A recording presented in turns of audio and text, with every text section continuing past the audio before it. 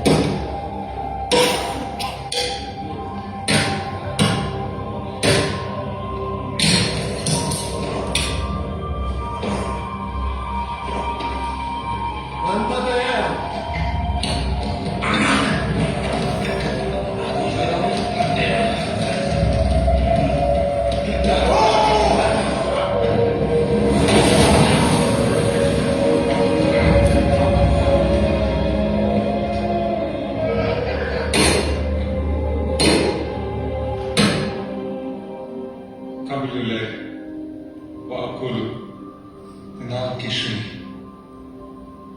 لقومه.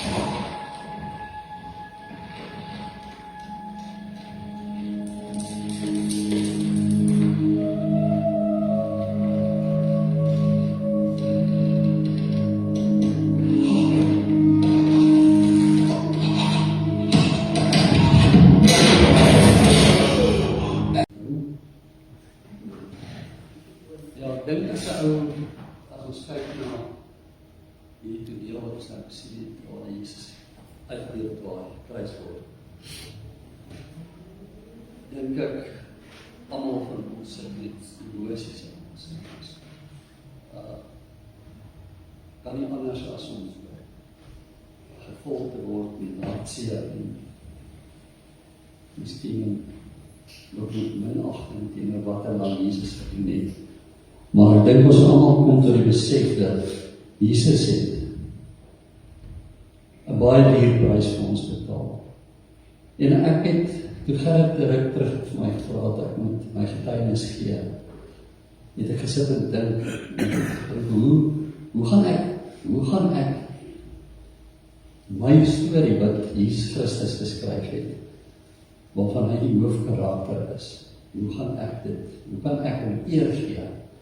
En ek dink nie daar is genoeg, ek dink nie ek het die woordeskat, of ek kan die woordeskat ooit hê om te beskryf nie, want hy is absoluut,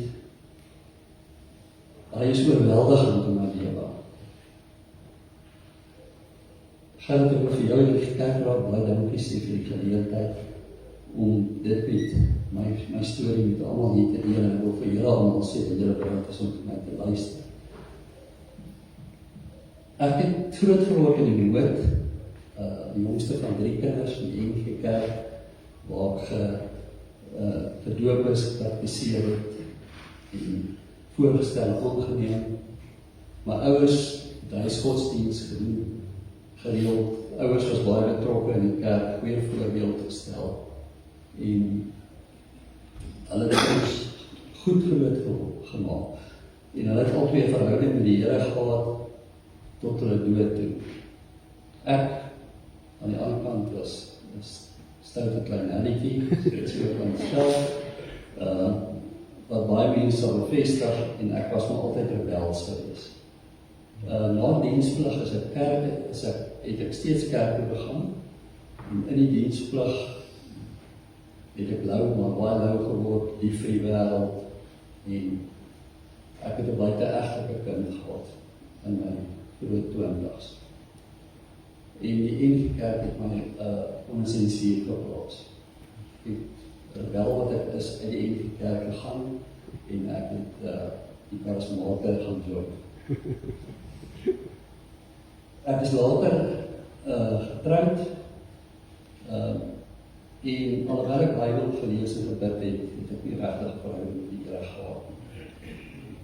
Ek het gedink ek is gered, vra om vergifnis, en dan doen ek weer dieselfde.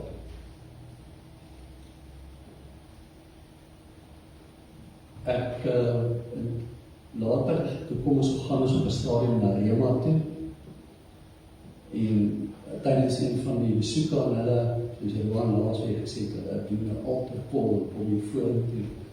Het ek vorentoe gaan en ek het my hart vir die Here gegee. En die charismate doen nogal moeite, hulle bel jou en volg jou op en hulle probeer seker maak dat jy wel 'n verhouding met die Here, maar omdat ons op 'n 2 dae gebly het, was dit moeilik om terug te gaan soontoe, so ons het in die AGS toe gegaan. So, en ons het betrokke geraak by die kerk. My werksomstandighede was vandag op daai stadium van so aard, het hard gewerk in my vroeë 30's en dan wil ek ons normaal probeer om roem en sukses te bereik. Was in die bank besig gewees, die tyd wat sekere banke se dames volkroppies gedra, so in die wêreld. En toe op 'n stadium, toe verander my lewe heeltemal as gevolg van huweliksongetrouheid. Stap ek heeltemal weg van die Here af. Ek is kwaad vir die Here, ek wil niks met hom te doen nie. En ek gaan en my ouers en skoonouers, omdat egskeiding op daai stadium nogal 'n redelike groot skande is. Ek dink dit is vandag nog 'n skande, maar in daai jare was dit nogal erg. Het ek besluit om in die huwelik te bly en daar het ek aangaan, my sonde het geeskaleer en ek het net aangehou om verder en verder weg van die Here af te leef. Ek is na 'n huwelik van 17 jaar, ons uiteindelik is ons die huwelik kunnen beëindig. En 'n paar jaar daarna, het ek beloop nog steeds en ek bestel 'n boek, ek dink dit was dit was waarskynlik die leserskring in daai tyd. Dit is 'n nie Christelike boek. Maar ek kry heeltemal 'n ander boek. Die boek gaan oor vergifnis. Maar glad nie 'n Christelike boek nie, want die Here weet ek sou nie 'n Christelike boek gelees het nie. En ek lees hierdie boek en die vrou, sy het ook nog aan 'n trauma ervaar, ek kan nie presies onthou nie, maar dit kom daarop neer, as jy nie 'n persoon vergewe nie, dan bly jy waar jy is. Jy kan nie ander weeg nie, jy bly in die verlede. So wat gebeur, ek gaan en ek op daai stadium, ek eksvrou, ek gaan en ek wel en ek vra onverwaarlik, ek gee vir haar. En dan maak ek my ook toe vir die Heilige Gees en die Heilige Gees kan met my begin werk en ek begin terug gaan kerk, ek gaan Doxa toe, maar ek voel steeds alleen en doelloos en ek voel daar's geen nut eintlik nie. En op 'n stadium vra ek die Here om iemand na my te bestuur, oor my pad te stuur, wat my besig gaan. En hy stuur vir Sandra op my pad. En sy is in die enige kerk, ek is in Doxa. Ons gaan aanvanklik in die kerk toe, ek voel nie baie gemaklik in die enige kerk nie. Ons gaan Doxa toe. En later, na ons getrouwd is, word ons albei gebore by Doxa. My vraag is toe eerstens, dat ek myself vraag, hoe bou ek 'n verhouding met Jesus? Hy is Gees. Nou die agtergrond waar ek vandaan kom, is 'n geestespoort. So, ek is glad nie voelig met die geesteswêreld nie. En ek voel op daai stadium, dis die onbekende vir my, maar die Here is getrou. En ek begin al meer tyd spandeer met hom. Ek kom agter dat vinnig Bybel lees en bid werk. Geen verhouding werk as jy nie tyd aan spandeer nie. Die eenheid is elke persoon met 'n eie visie en ek moet hulle leer ken.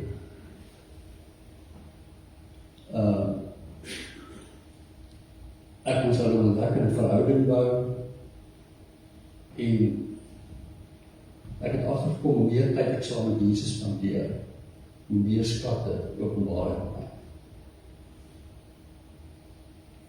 Ek het ook gesien, nie een van ons is 'n eiland nie, jy moet met ander Christen, dan moet jy gemeenskap hê. En jy leer baie by hulle. Ek leer vandag nog by jong mense, by ou mense. Die groot probleem wat 'n ou nie in ag neem nie, en ons almal maar heeltyd daarin waar, is Satan in sy lewens. So die eerste ding wat hy gedoen het, het my laat onder die illusie laat verkeer dat ek hierdie wonderlike Christen is. Ek weet nou alles. Jy dink jy is baie slim. En dan begin jy meer kyk op ander. Jy begin mense oordeel. Ek het predikante geoordeel, pastore, kerkraadlede, ander Christene. Wat ek moet sê vir julle is maar almal gesondaars. Hulle is mense wat lief is vir die Here. Maar my hardkoppigheid en my eie wil en arrogansie het my daarvan weerhou om liefdevol identiteit te verstaan. My aandag is afgelei, my verhouding met Jesus afgeskeep, Satan se plan het gewerk. Maar ek het ook agtergekom as jy gehoorsaam is, dan luister die Here en die Here is baie goed. Die Heilige Gees het my hart geleer dat ek moet laat loop. En ek kan van dit uitgestel, by Doksa waar ons was, het eenmaal 'n maand 'n geleentheid te gee, dat ons kan laat loop. En ek moet sê, ek het vir 'n paar maande dit uitgestel. En die een Sondag, wil hulle weer geleentheid gee, voor dit moet gaan. Ek het niks voor die tyd gesanderig gesê nie. En toe ek voorkom en ek draai so op, staan sy langs my.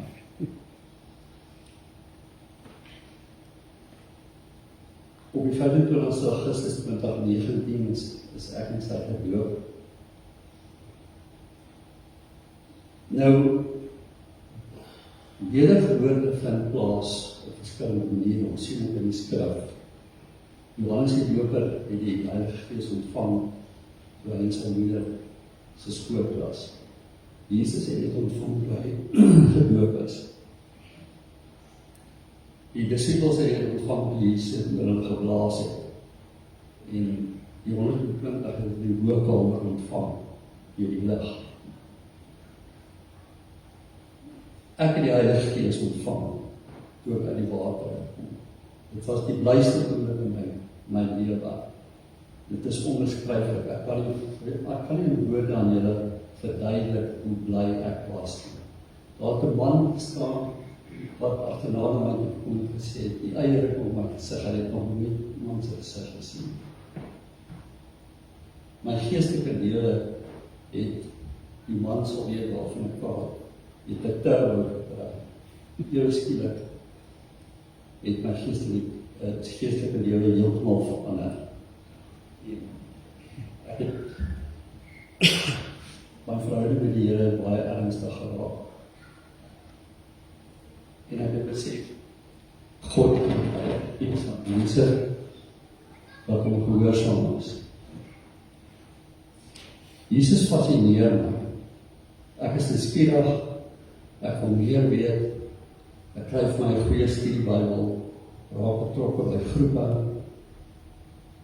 ek leer by ander, kry meer kennis, woonkursusse by op my bemagtig, en op 59 jaar geouderd begin ek teologie studeer.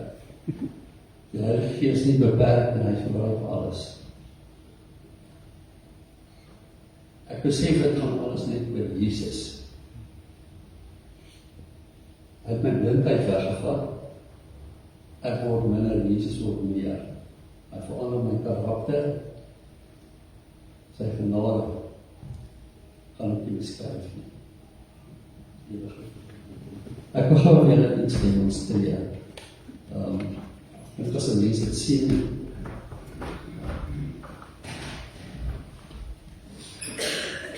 As ons dit sien, dan Gerrit sê altyd, as ons iets sien, demonstreer, dan verstaan ons het beter, ons neem dit binne in. Meeste van ons, veral ek, my kopie is maar bietjie plat, so ek moet partykeer maar dink sien.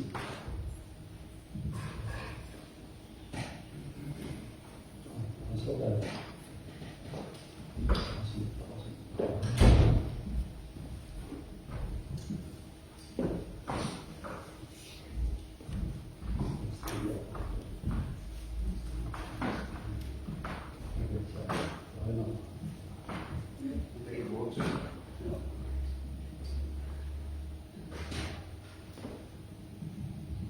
Die lig wat Sandra vashou is Jesus se lig wat skyn. Woord wat Gerrit vashou is ons issues, of my issues gewees. Wat tussen my en die Here gestaan het, daar goedjies wat tussen almal van ons en die Here baie keer staan. Weg. Sodra die issues weg is, dan kan ek die lig ontvang en dan kan Jesus my gebruik.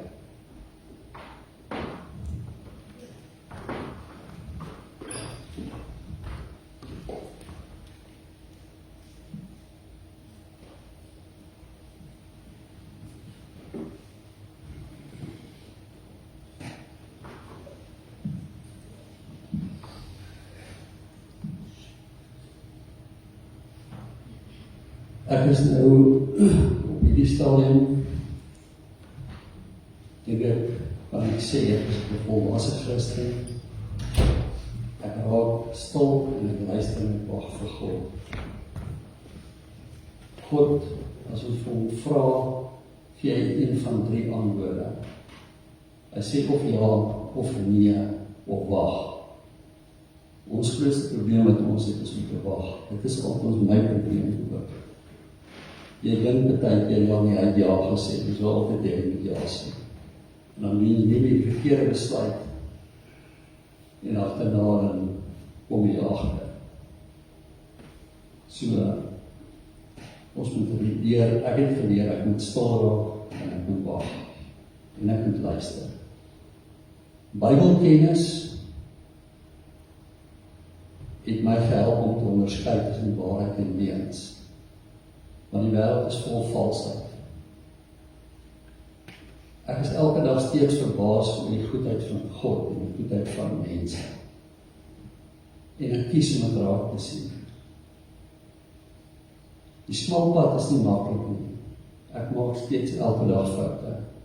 Ek bly 'n sondaar, maar ek sê elke dag teruggaan na sy voete toe. Ek weet waarheen is ek op pad. Sy koninkryk wag vir my. En dit inspireer my om elke dag aan te hou en aan te hou. Ek kan nie genoeg dankbaar wees vir wat Jesus aan die kruis vir my gedoen het nie. Al wat ek kan sê is, hy is my Here. My eie weergawe van Psalm 104 vers 1 wil ek graag vir julle lees. Here my God, U is onmeetbaar. U is bekleed met majesteit, grootsheid en glans. U skyn altyd in pragt. Die kamer word met U waardigheid gevul. Ek wil afsluit hier die volgende te vertel. Ek gaan stap nou en dan in die aande en dan is my tyd en praat ek met die Here en die Here praat met my. En hy sê na die aand vir my, ek moet vir julle hierdie storie vertel van die mot. Hy sê daar's motte wat in die donker is. In die donker vlieg en dat bly daar op met die lig. Dan sal 'n tweede groep motte wat lig toe gaan en hulle kyk na die lig en sien, dis nie so lekker die lig nie, en hulle gaan terug donker toe.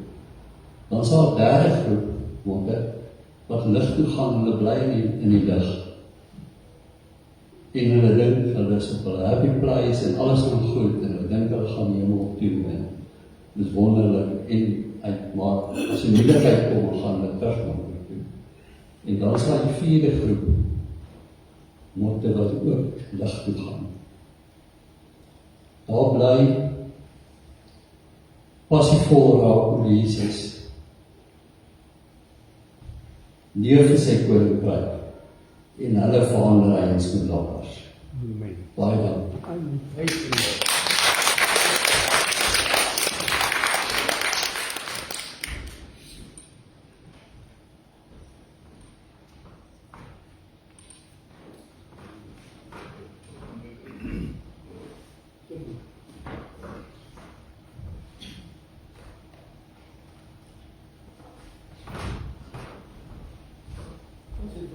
Dankie Willem dat jy kom getuig het.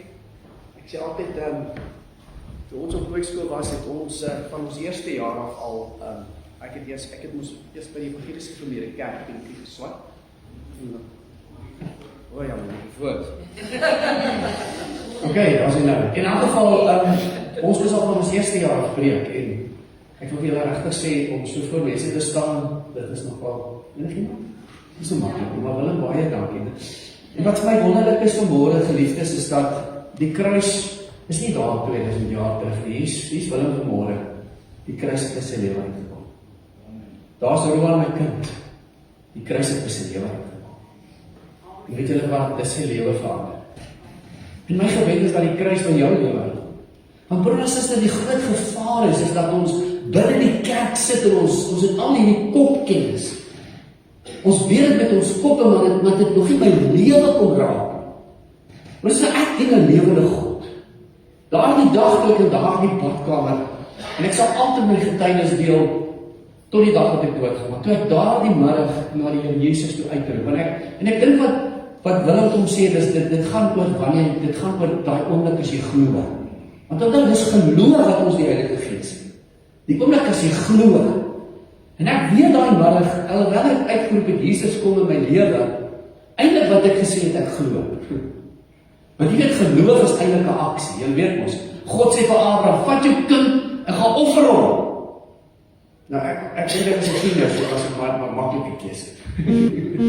As 'n maklike besluit, dit was op 'n tiener. Maar in elk geval, nou Abraham staan nie vir God en sê, ek glo. Hy vat hy kind van hom. En hy gaan op berg Moria en hy gaan offer sy kind en dan sê God, Abraham, jou geloof het jou gered. Maar sy geloof was 'n wat? Was 'n aksie, was 'n handeling. Ek moet 'n geloofskeuse in my lewe vir Jesus maak.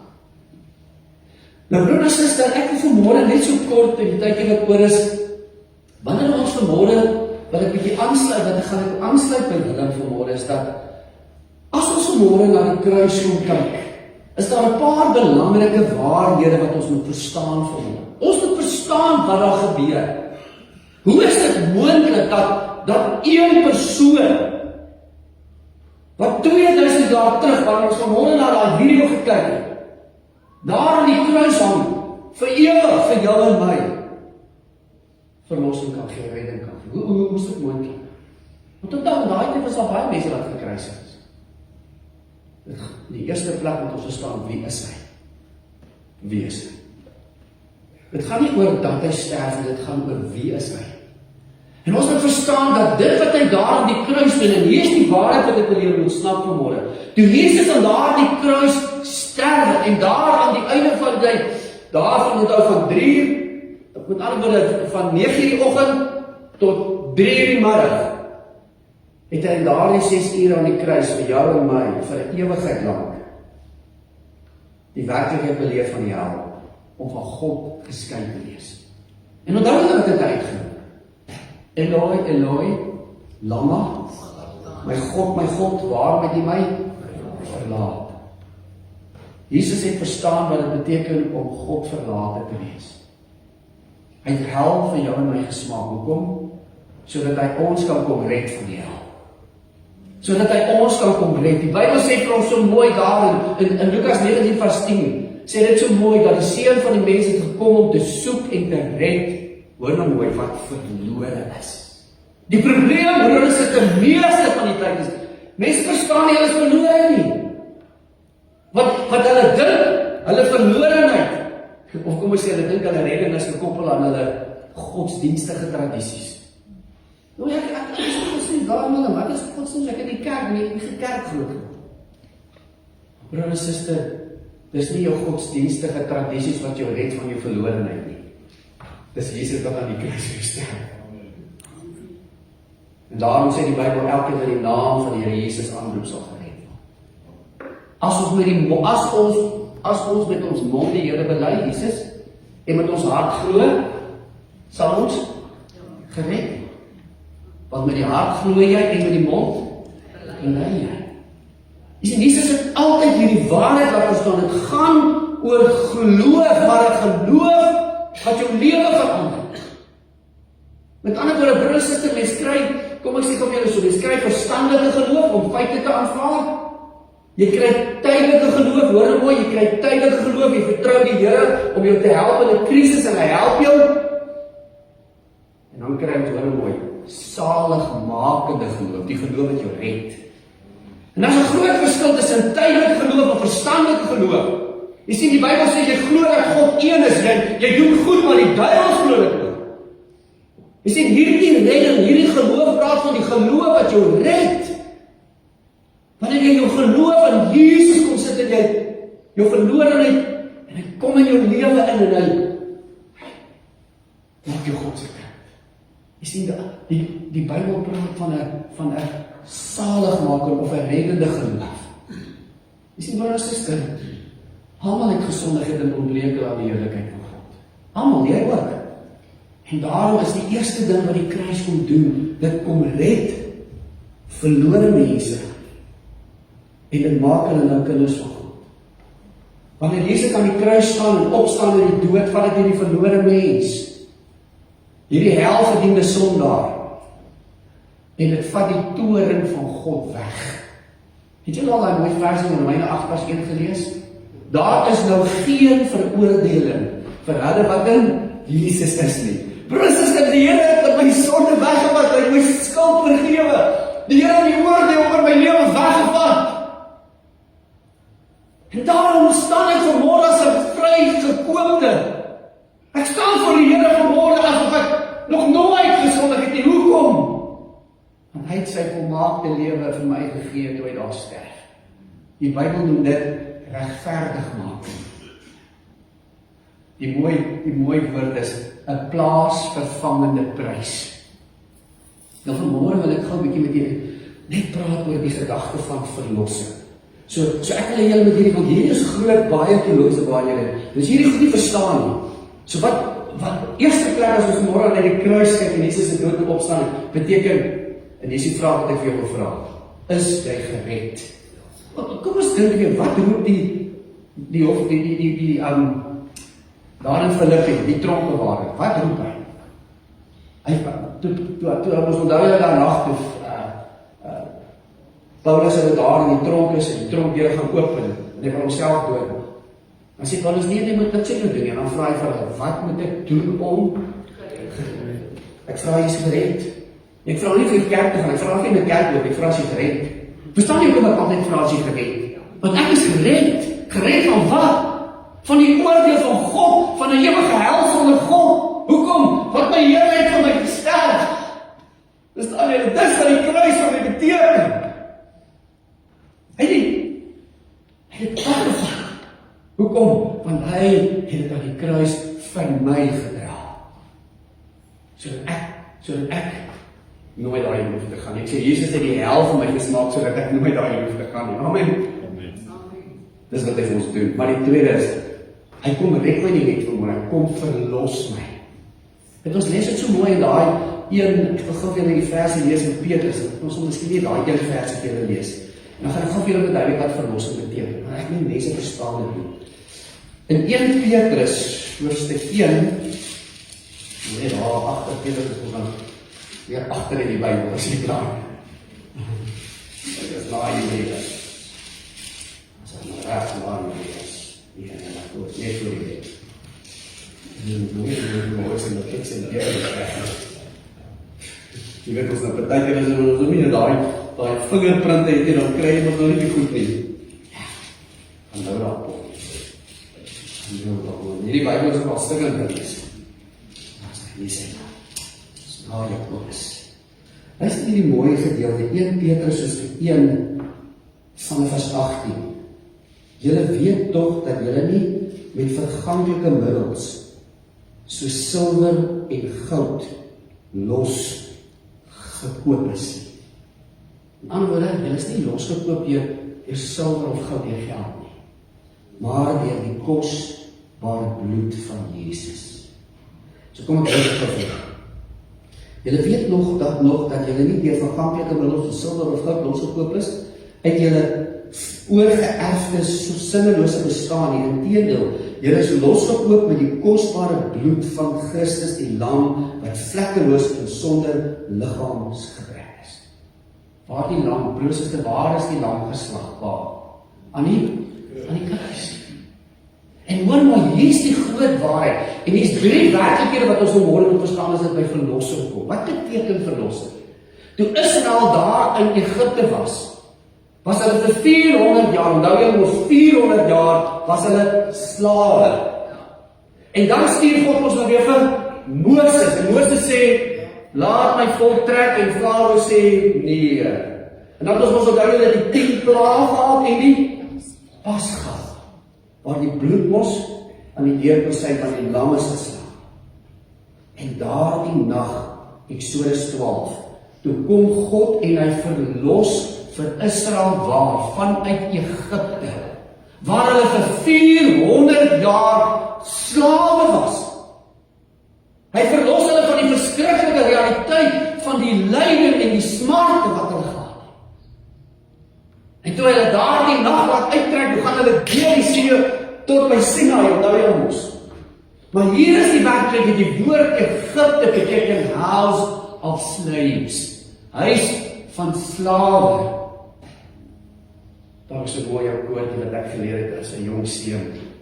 En ek gaan so, sy bloed verlos uit Satans mag. Sy bloed maak slawe vry. Die grootste sondaar maak hy vry. Sy bloed verlos ook. Dit is die groot waarheid wat ons moet verstaan. Wanneer Jesus mense kom verlos hulle. En dan praat ons Nuwe Testament uit die slawehuis van sonde, uit die mag van die duiwel, uit die kettinge wat jou vasthou, en hy kom maak jou vry. Verlossing, die woord verlossing het hierdie gedagte om vry te koop. Nou vir ons is dit moeilik om te verstaan, maar miskien gaan julle wel dit beter verstaan as ons na die boek Rut toe gaan. Nou klaar onthou vir Rut en Naomi. Naomi trek ons na Moab en sy verloor 'n man en 'n seuns, en wanneer sy terugkom na Bethlehem na 10 jaar, het sy alles verloor. Nou hoe dit in die Bybelse wêreld gewerk het. Onthou, besittings moes altyd in 'n familie gehou word. En wat gaan gebeur het? Jy kon as gevolg van die ekonomiese toestand kon jy al jou besittings verloor het. Jy kan inteendeel, jy kon so in die skuld beland het dat jy 'n slaaf van iemand anders te geword het. Met ander woorde, jy skuld my so baie geld, jy moet vir my kom werk om jou geld terug te werk. Met ander woorde, jy is 'n slaaf. Jy is bankrot. En nou moet ons verstaan, in Numeri lees ons van die lossingsreg. Die sogenaamde Kingsman Redeemer, onthou julle vir Boas. Jy sien, net 'n familielid kon 'n familielid verlos. Net 'n familielid kon 'n familielid help. So, nou dat hulle die naaste familielid gaan soek, want wat 'n familielid kon doen, kom ons sê, wat by magte was, hy die geld gehad. Kon hy gegaan het en hy gaan sê, luister man, hier is die geld, ek betaal, ek maak jou bankrekening skoon. Maar kom ons sê dit in Boer-Afrika, ek skuld die bank 'n klomp geld.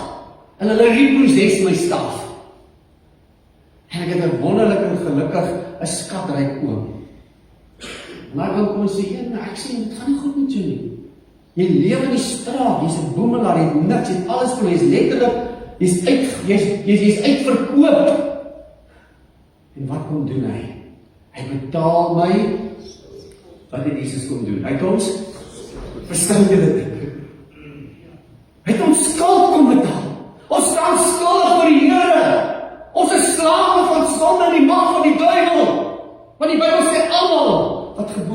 word in sonde ontvang en gebore. Ons word gebore met die duiwel as ons vader. Wat doen Jesus? Hy kom breek die hou vas wat sonde die duiwel in my en hy maak my vry. Hy breek die kettinge, julle. En daarom lees ons in daai mooi teks daar in Lukas 4 dat Jesus sê die Gees van die Here het my gesalf en hy het my gestuur om aan die gevangenes, hoor nou mooi, vir hulle wat in prison is. En ek wil vanmôre vir julle sê die wêreld is in die tronk. Mense is in die tronk vanmôre. Ja, nie meer daar hier vanmôre nie. Koesie man korrel, wat is daai tronk hier en die ou tronk hier wat ons mos geken het hier daar. En wat is daai straat daar? Ek weet nie wat jy tronk het van dra. Ek het maak mos die naam so van die geen boere seker dit uitspreek. Daar is hy, Cosima. Wat is dit? Daai. Broer en suster, luister nou mooi. Mense is verslaaf aan dwelms. Hulle is vanmôre vasgebind aan bitterheid. Mense is vanmôre vasgebind aan depressie. Mense is vanmôre vasgebind aan haat. En Jesus kom breek die bande. Amen. En deur sy kruis kom breek hy die bande. Hy betaal my skuld en ek is 'n vry mens. Dis wat die kruis beteken. Maar meer nog. In die Griekse wêreld was daar hierdie ding gewees dat mense baie kere het hulle gevangenes geword. Hulle was soos 'n kruisgevangenes. En dan het hulle in die slawe mark beland. Met ander woorde, hulle vryheid van hulle weggeneem en hulle was in 'n slawe mark gewees. Met ander woorde, letterlik in kettinge. En dan wat daar gebeur het, dit was gegaan, dan kon jy 'n slaaf, kyk jy soos daar in Amerika op 'n stadium met hierdie het hulle ons hierdie hele ding van hierdie slawe in Amerika gehad. En wat daar gebeur het is dat nou kon ek gekom het en ek kon vir my 'n slaaf kom koop het. So ek het geld betaal. En wanneer ek die geld betaal het, luister nou mooi, en ek daai slaaf gekoop het, was daai slaaf nou my slaaf. Jy sien wat Jesus sê wat hy kom doen dit. Hy kom hierdie klomp slawe, hierdie klomp prisoners, kom koop hy met 'n prys. Die Bybel sê, ons het die verlossing deur sy bloed. Efesiërs 1 vers 7 tot 9. Ons het die verlossing deur sy bloed, die vergifnis van ons misdade na die rykdom van sy genade. Wat het Jesus kom doen? Hy kom koop ons uit die slawemark van sonde met 'n prys. En wat was die prys? Sy bloed in die kruis. Maar wat nou mooi? En wanneer hy ons kom koop met sy bloed, deur die prys van Golgotha, beteken dit nou wat? Ek gaan die woord nou aan hom. Met ander woorde, onthou net, as 'n slaaf in daardie wêreld, het jy 'n slaaf eienaar gehad. Jy weet nog wat 'n slaaf, en jy kan 'n bietjie gerus gaan kyk, al daai films wat gemaak is met die slawe, weet daai slawemark in Amerika, en hoeveel daai mense, hoe hulle slawe handelaars gehad het, of slawe roosters gehad het, dat daai ouens mishandel het en verskriklik behandel het. Is dit gaan mooi, as jy nog nie vir Jesus het nie, is die duiwel jou slyfmeester. En broer en suster, hy is 'n harde slaafmeester. Maar is dit mooi, Jesus kom koop ons, en u en ek het nou 'n nuwe meester. En hier is die verskil. Die een aan wie ons nou, kom ons sê, slaaf geword het.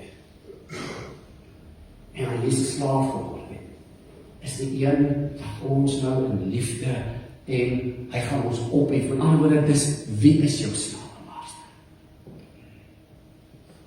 Broer en suster, hy is die ene wat sy lewe vir ons gegee het.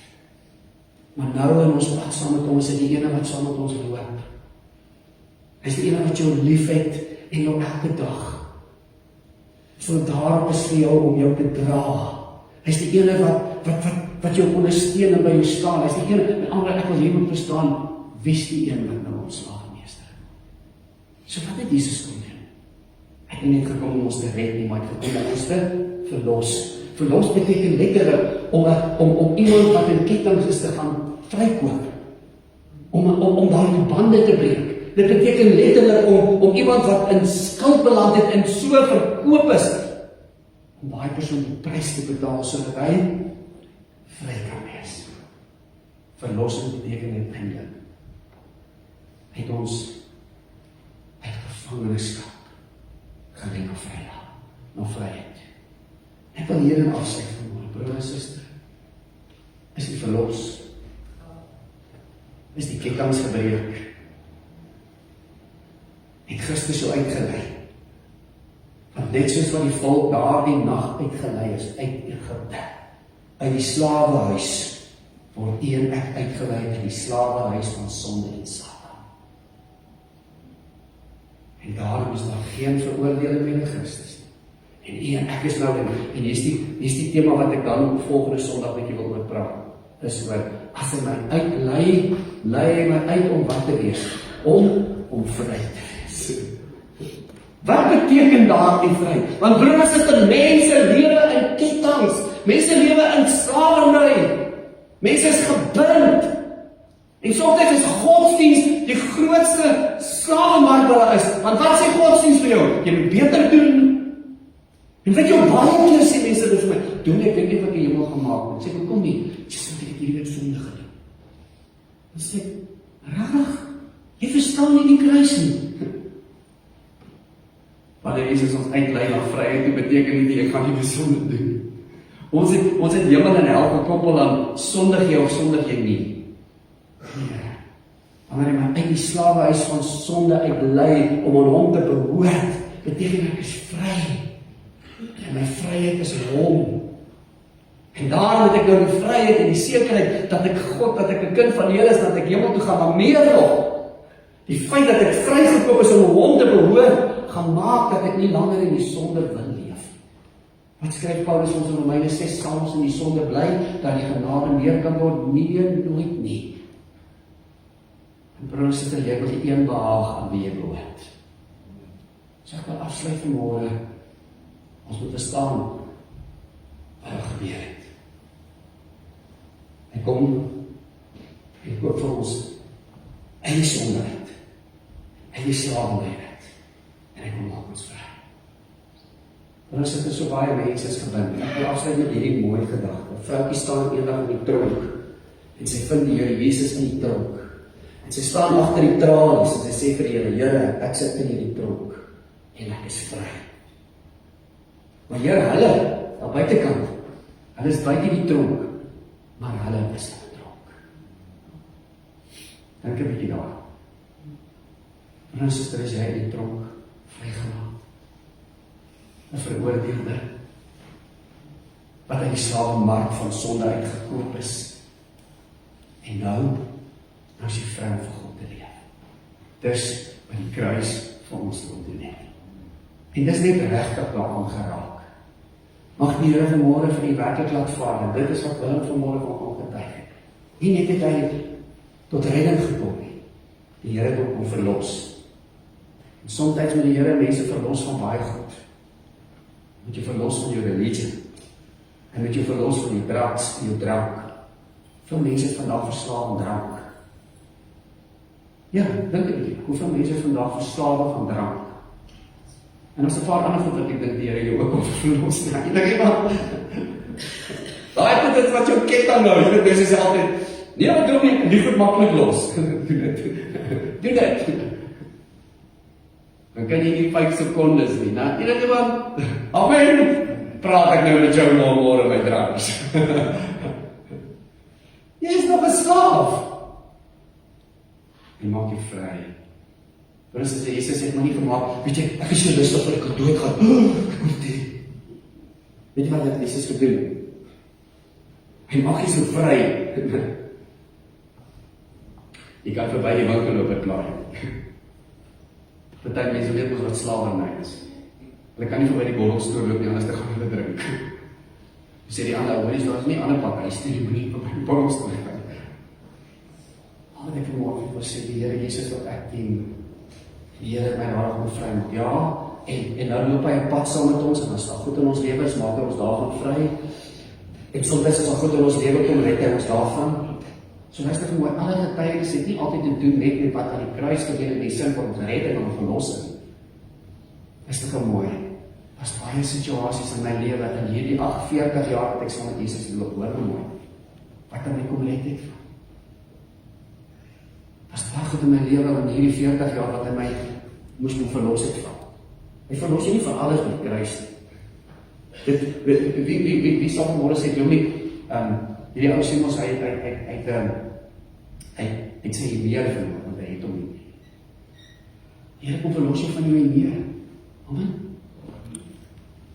En kom verlos jou van, jy sien, die verlossing wat hy vir ons daar doen, moet jy verstaan vanmorgen. Is 'n pad wat jy nou saam met hom begin loop. Jy's gered, het jou verlos uit die kettinge van sonde en die duiwel, en nou loop jy die pad saam met jou, en dan staan nog God in jou lewe wat jy nog verslaaf is.